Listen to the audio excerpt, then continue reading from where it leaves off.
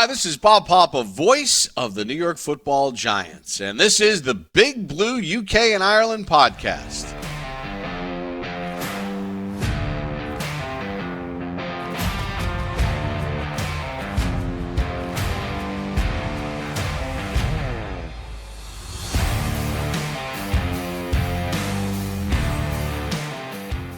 Welcome back, Giants fans, to this new series, and please welcome my guest for this episode, UK Giants fan, Chris Turner. Chris, how you doing, mate? You good? Yeah, really good, thank you. Appreciate you having me on. No, absolutely. It's nice to get a few Giants fans from the UK on. Everything on this series so far has been a bit US heavy, apart from the admins of the group. So it'll be good to get a few other UK fans on to give their opinion, because the game's getting bigger over here. Absolutely, it's huge, and everyone's taking all the people that I meet and stuff that follow different franchises. It's starting to extend into like how people watch college football and stuff like that now, and the sport's growing bigger and bigger over here, and it's great to see that that a lot of people follow it now more than probably they did years ago. Yeah, absolutely. There's just been a massive explosion, and it's great to see. And the NFL UK and Ireland, as they are now, have obviously done a lot of work on that, and the international game is growing. We've got Germany this year, Brazil as well. So it's definitely growing outside of the US. But so this new series we're doing with fans, content creators, beat writers, and more, 5-ish. I'm putting ish now because we've had preseason games, so we can talk about those. 5-ish questions for you, and then a quick fire round of predictions, then a little bit of fun at the end. So we'll get straight into it. How long have you followed the Giants? Why did you start? And have you been able to see them live? Yeah, so funny story actually. So I started watching the Giants or following the Giants in 2007. But prior to that, my dad was a Washington Redskins fan. So this was during the 90s, and he used to have it on Channel 4 when it was on. And I was like, what is he watching? Do you know what I mean? And it was the constant kind of like replays of like the NFL. And he used to love John Riggins, used to say he was one of the best players he'd ever seen. And the Fridge, I don't know if you remember him, like he was absolutely huge. And obviously that was the NFC East. And then we fast forward that, I used to watch like Super Bowls and stuff, but I hadn't really picked the team. And then I went over to live in Dublin, and I got invited to a Super Bowl party, which was also a poker party as well. And the Giants were playing the Patriots. Everyone picked the Patriots to win. And I was like, do you know what? I'm going to go with the underdog and go with the Giants. So obviously, we put money down. I had like a cheeky bet. We were also playing poker, and then I obviously we won. The Giants won, which was great. But I also won. Not only did I win the pot of money, I also won the poker game as well. So I took all that money home. It was great. But then that's when I originally started, getting involved in the Giants, and obviously 2012 is when. The 2011 season, obviously when we won the Super Bowl again, was when I was like, I'm sold on these guys. And it's been an ongoing thing from there on, really, just getting involved on X with other Giants fans from over America, UK like yourselves, and then just getting involved in spaces and jumping into those and just learning about the game a little bit more from the American sort of fan base sort of side. And there I've been like bleeding blue for years. I was lucky enough to go to the Twickenham when we played against the St. Louis Rams at the time. So I managed to get to see Eli play, which was phenomenal. Plus, we got a win that evening as well. So it was, and the atmosphere in Twickenham Stadium was amazing. And it was nice to see other fan bases in there as well. Like I was sat next to Patriots fans. But yeah, that's my love for the Giants started from pretty much 2007. It's been I literally have not stopped since. It's a good point you sort of bring up there about the Twitter Spaces and how learning from the American fans, because I guess they do have that kind of head start on us almost, because it's played in their colleges, it's played in their high schools. A lot of them probably play it because they love the game that much, even if they don't make it to the upper echelons of college football or the pros. So obviously they know all the nuances that we probably don't pick up on. So it's a really good way to maybe for new fans to get involved, depending on the space, I would say, because some of them can be a bit fruity sometimes, can't they? Absolutely. I mean, the ones that I go in, you'll probably know some of the guys from the New York Revival. You've got the likes of El Jefe, Spiro, and Eli. So sometimes they jump in, and those guys are very knowledgeable. You've got like sort of content creators like Authentic, guys from you might know that you've had on before. So Monty and Sal from He's a Giant. They're normally in there as well. So I've learned a lot going in there. And just kind of when I first got into a space, I didn't know whether I should put myself up there. And once I did, everyone appreciated the fact that I was a supporter of the Giants, but also my knowledge of the game as well. But learning little bits from them as well that I also didn't know.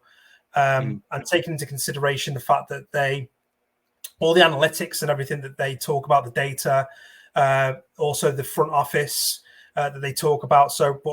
But it's an amazing insight to how they think of the game compared to what we think of the game. And that's why I love going in there all the time. And it can get a bit spicy. There's a few sort of disagreements. The fan base is split right down the middle at the moment.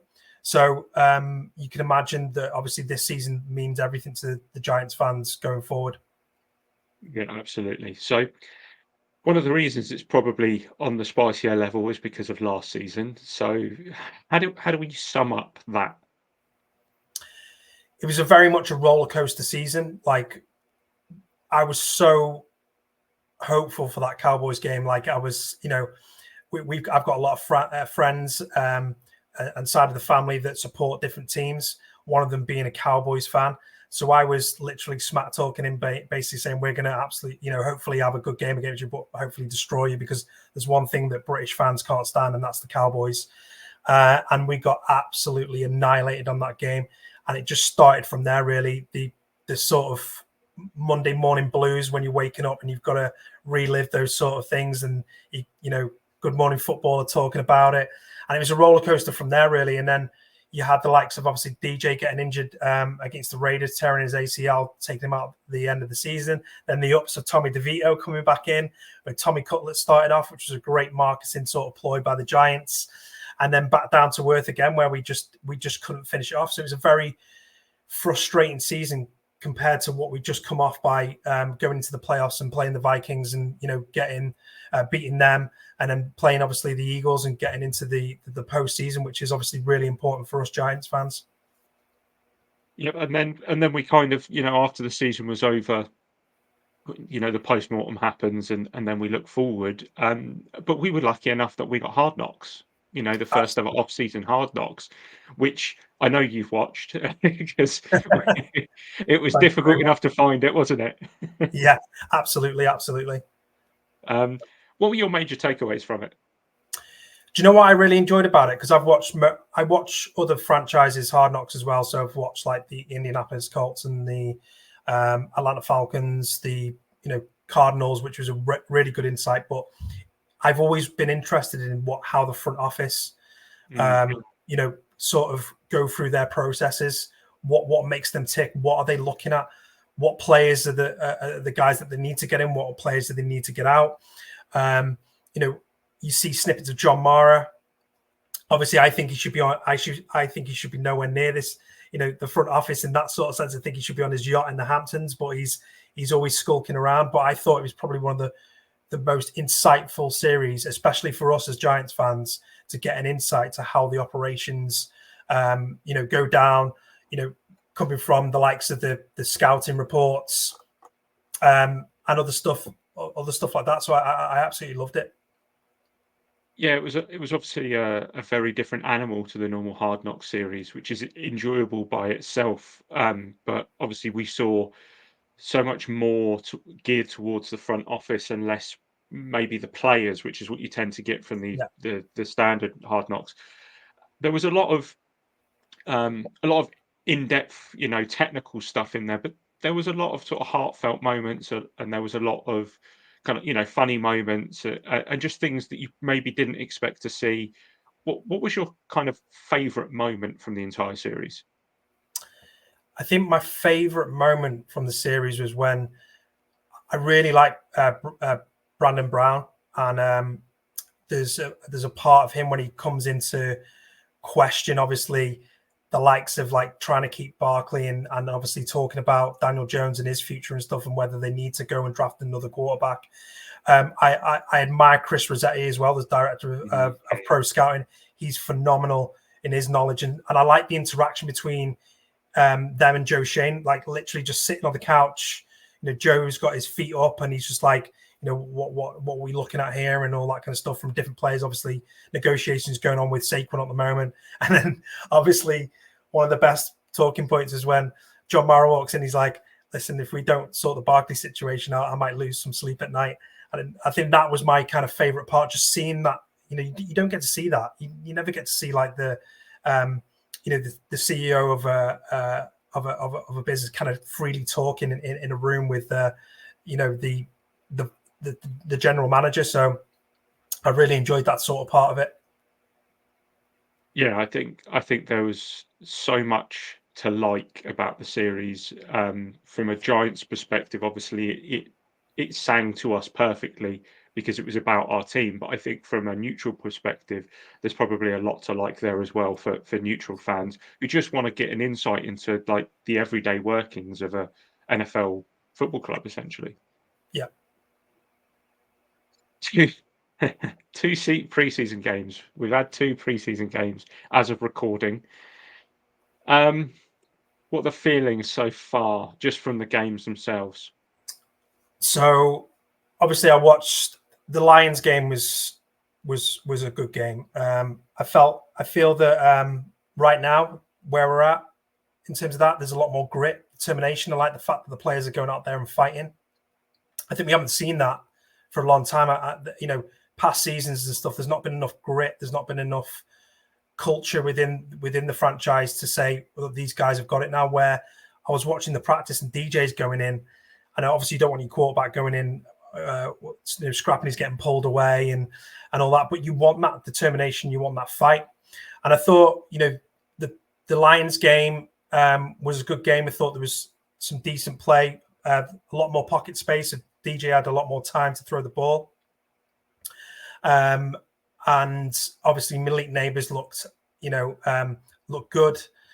Eric Gray as well. I'm a massive fan of Eric Gray because of obviously his Oklahoma Sooners sort of, being a fan of the Sooners. So, him being able to, he hasn't done much really over since he's been drafted, but that game I thought, he impacted the game really well, and I want to see him continue. But the game on the game against the Texans, I mean, the first pass of the goddamn day was basically nearly an interception. The second drive where we got, we get a pick six from Jalen Petrie. The third drive, started to look great when, he got that out route to Neighbors and stuff like that, which looked really good. But then he goes and gets picked off by, I think it was Derek Stingley, targeting Hyatt with an overthrown pass on the inside. But after that, it gets better. His throw to Slayton. It seemed that Dabes had a chat with him at halftime or whatever like that, just to kind of like, he called a timeout, I think, and then basically just kind of rallied them together, and he started to open up a bit more.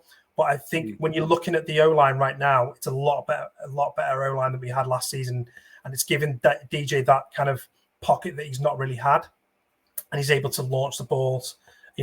Some of them anyway, at least some decent passes that I thought were pretty good, but wasn't the greatest outcome I've seen. But at the end of the day, you can't overreact. It's preseason. There's still a lot of football to play. You don't want to get injured or anyone injured or anything like that. But overall, I thought Malik Neighbors and Slayton played well. I don't know if you've seen Andrew Thomas. Absolutely, he gripped hold of a guy. I don't know who it was, one of the centre backs, but he just threw him to the floor like a rag doll. And it was just like, we're starting to see those sort of gritty, aggressive, sort of dominant Giants that we want this season as we go into the start of this regular season, should I say. If we have a look at that next, and obviously don't give a prediction because that will come in a little bit. What are your expectations and hopes for this coming season?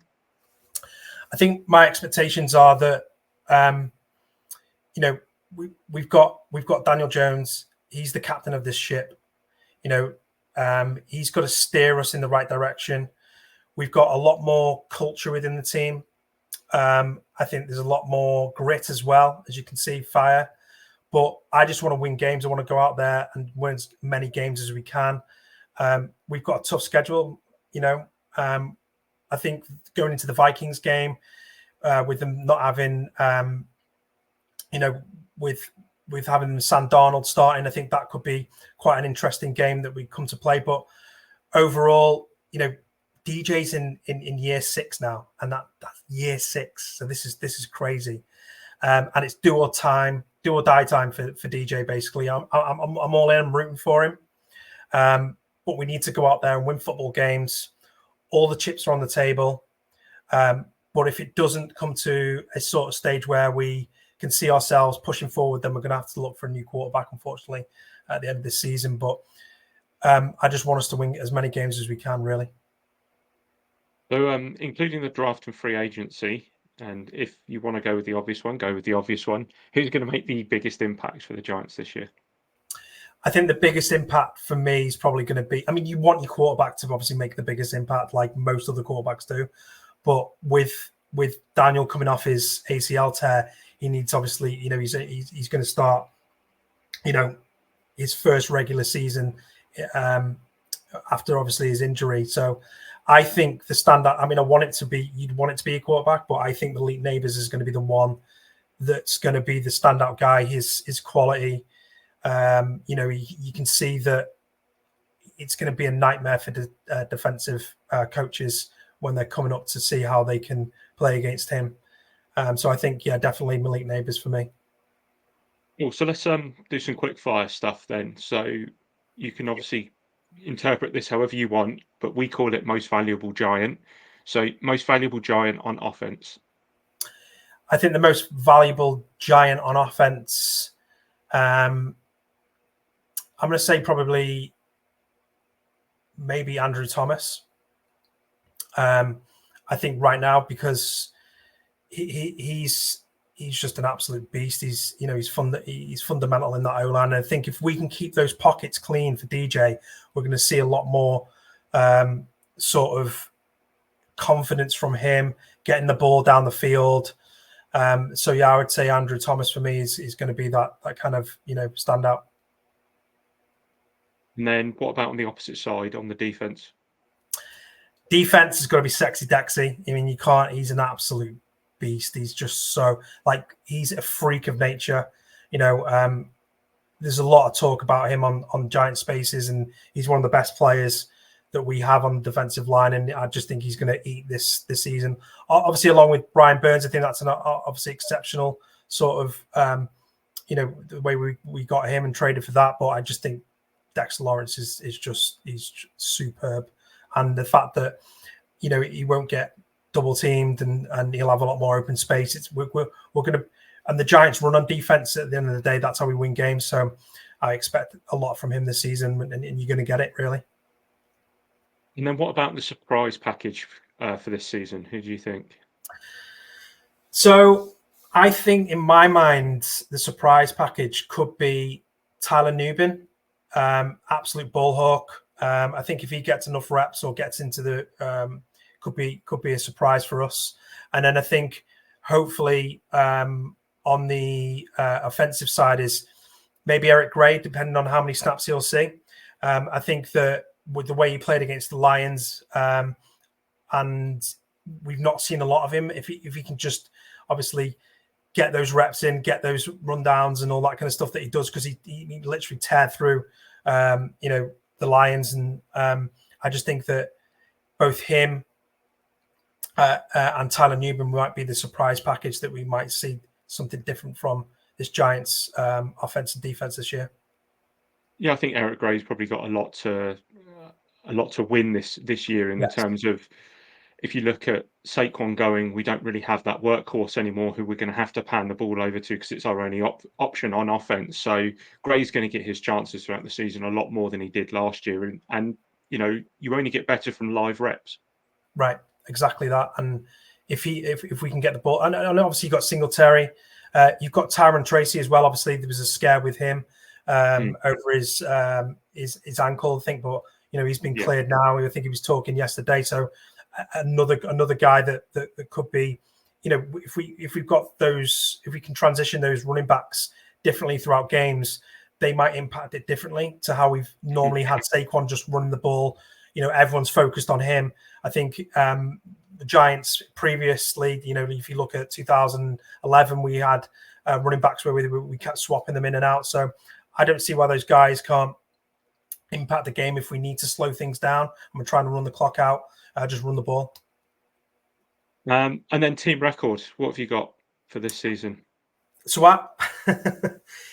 I'm quite, don't forget, I've been in a lot of Giant spaces. So there's what I call it is a range.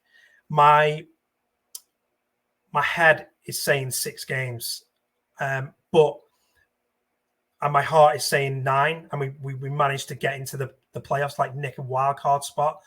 But I think if we do win 6 games this season, there'd be a lot more to talk about than what we have done previously, like last season, for instance.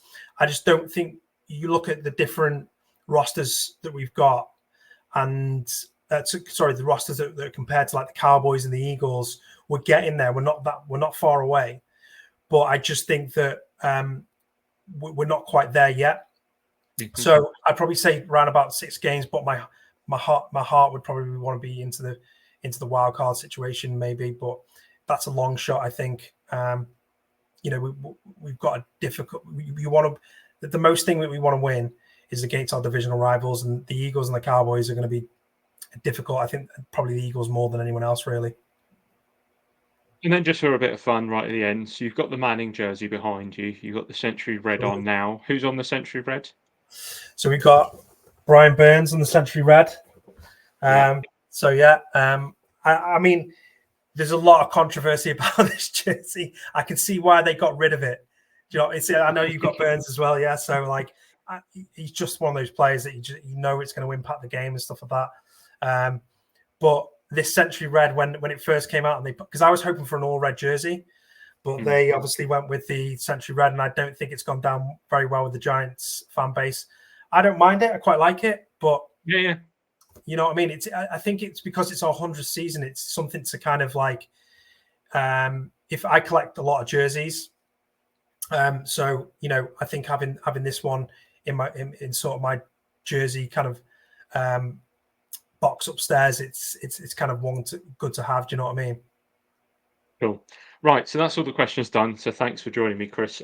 If anyone wants to follow you on Twitter, where can they find you? So you can find me at Chris Giants Fan on Twitter or X, what everyone calls it. So I'm mostly on there. That's probably the main place that I use. Other social medias, yeah, I'm on like YouTube and all that kind of stuff. But this X is probably the one that I would always go to. So you can find me there. Perfect. Well, we'll put your handle in the comments anyway. If anyone wants to join you in a Twitter space at any point. But we do hope that you've enjoyed this episode, guys. Please do make sure to like, subscribe, and all that lovely stuff. Our social links will also be in the description down below. But until next time, let's go Giants.